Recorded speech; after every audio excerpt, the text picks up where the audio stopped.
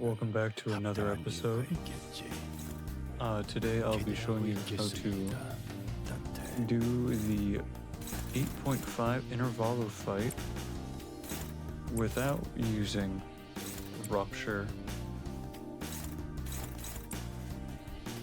For today's fight, we'll be using a Bleed team.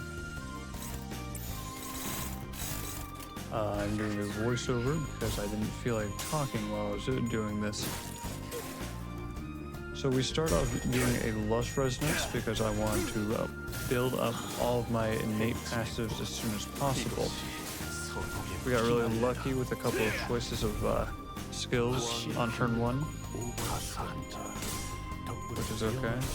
I don't know why Ishmael lost the clash, but if she did win that clash, that would have been really useful, especially for later on.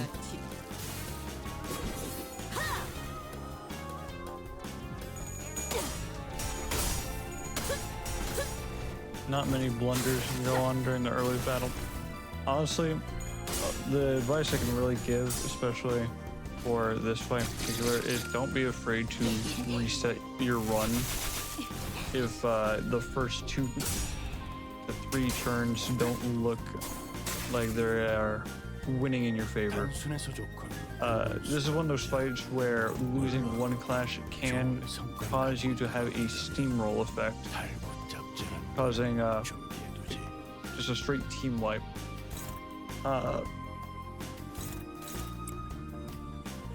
Definitely pay attention to what skills in particular he uses to target certain characters with. As first it starts out minute, so you could take a hit or two, but he easily ramps up and becomes a walking turret on the field. As you see, I was deciding whether or not I should evade or not because the Lust Resonance you get for it is a lot more effective. Once again, Ishmael loses another clash, which, to be in my defense, I did not give her enough sanity going into it. So that was bad on my part. Rodion clutches back up though, which is alright.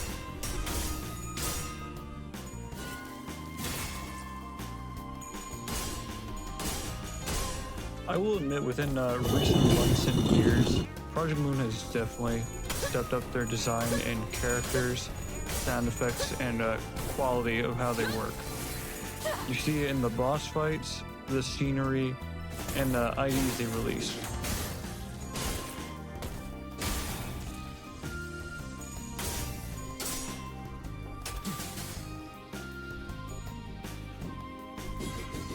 Once again, a horrible blunder again. Thankfully, he rolled all heads during that last part, so it didn't hurt, especially because N Corp Faust is quite fatal to slash damage, so it hurts taking a hit from it. Right now, I was looking at the boss and what he was running. We always use the counter skill Don Quixote and with Rodion as well, because their skill 1s do not provide enough usage in combat. Reason that we are using N Corp is more so for the fact that Nails, even though not a lot of N Corp units have good clash power anymore, even Faust was struggling during this fight, as you see, as we continue to watch. It really is the Nails have a snowball effect, which is still prominent. And thankfully, Faust does have some anti-endgame appeal with Gaze, Paralyze, and being able to give herself Fanatic. I got this! Which increases her clash power. Horrible blunder. Diabolical blunder. He really should have not lost that clash. We were really unlucky. Now, thankfully, the reason that we built Intermersalt's passive earlier into the fight is very important. Because going out of this turn, it allows us to get back our characters from stagger. very niche passive, but it was mainly implemented because Blood Fiends have a hard time already clashing and are completely undervalued in this current season.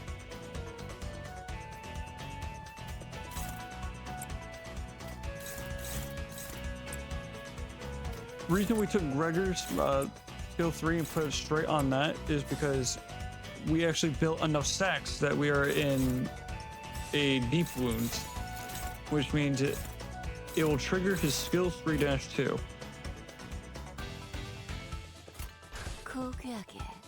We always want to keep at least 2 Lust Resonance though, as it will always keep our hard blood armor. Otherwise, it expires upon healing, which is evident with how Blood Fiends work. We aren't really attacking for damage, but we are doing it for that fatal wounds. As any type of tremor burst that comes from either my Ryoshu, as you see, or comes from the Gregor, gives us 3 additional bleed count. Really, the goal of this scheme is stacking up bleed stacks. This fight isn't the best run I've had to prove bleed stacks, but do trust me, it does work. I'd go as far as to say you don't need Sanguine Desire for it, even though I will use Sanguine Desire later in this fight to try to preserve as many bleed stacks as I have.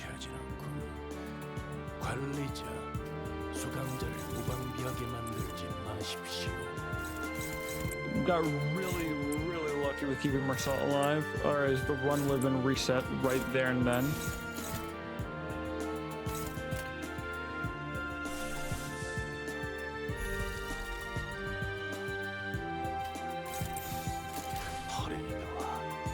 Typically when you use Sanguine Desire, you should use it while you're trying to preserve a high amount of stacks, not while you're trying to, per se, increase those stacks already, like I was doing.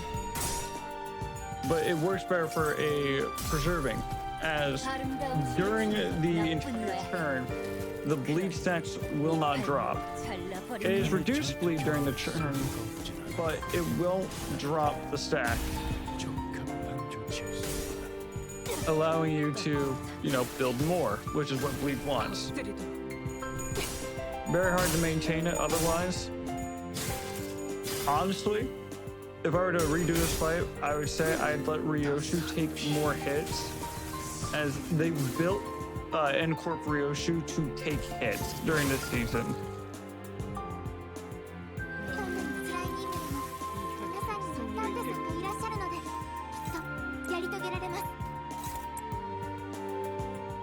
As you see, I'm looking at the fatal wound. I'm seeing how everything is being stacked right now.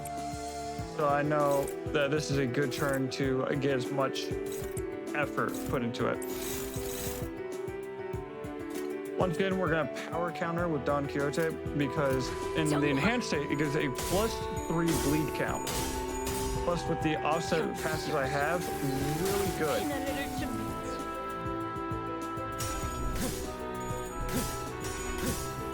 Then we send Gregor because he's Tremor Burst, which is another free one. Unfortunately, this is one of those bosses that's similar to Lei Hung. Way too many unbreakable coins during the fight.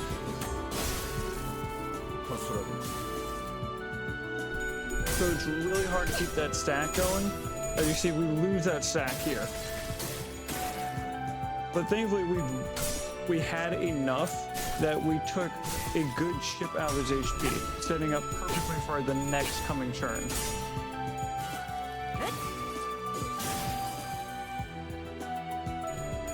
Okay, so already the next turn in question that we are seeing,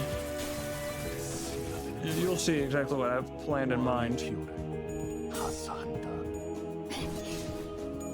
Another thing that I will admit you need to be, it's not afraid to wing it when you see an opportunity in front of you for your turn. Similar to Lei Hung's fight, if you get him near enough a threshold, you should be willing to put everything on that first move.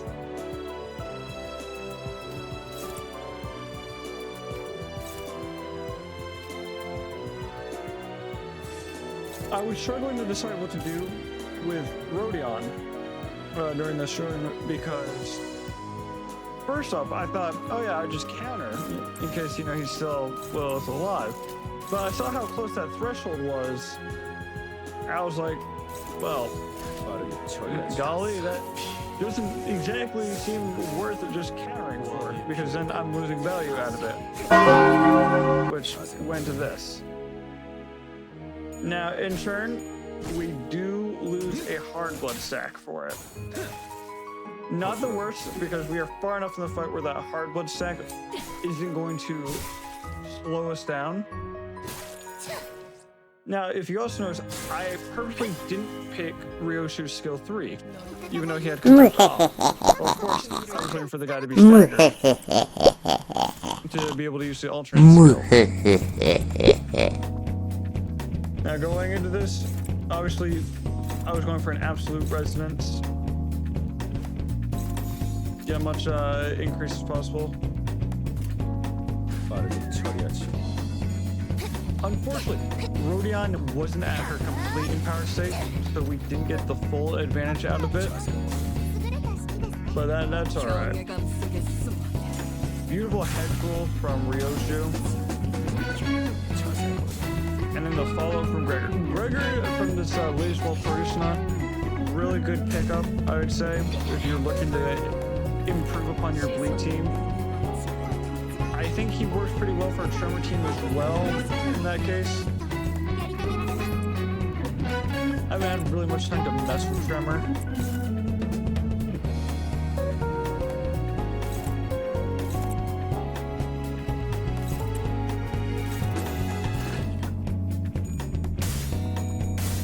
And so, this last bit of Clash is just taking out chunks of HP. Really good. And that concludes the fight.